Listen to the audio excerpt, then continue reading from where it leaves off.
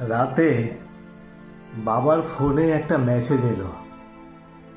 বাবা, তোমার দেয়া পুরনো ফোনেই আজ আমি চাকরির ইন্টারভিউ দিলাম। আমার পাশে থাকার জন্য অসংখ্য ধন্যবাদ।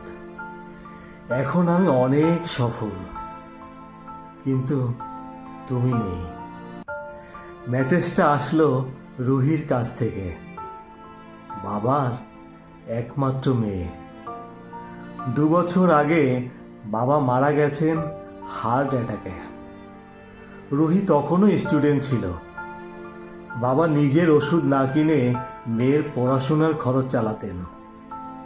মরে গিয়েও বাবা যেন মেয়ের হাতে একটা উজ্জ্বল ভবিষ্যৎ দিয়ে গেছেন। রুহি চোখ মুছেন। ফোনের স্ক্রিনে তখন বাবার ছবি যেন হাসছে।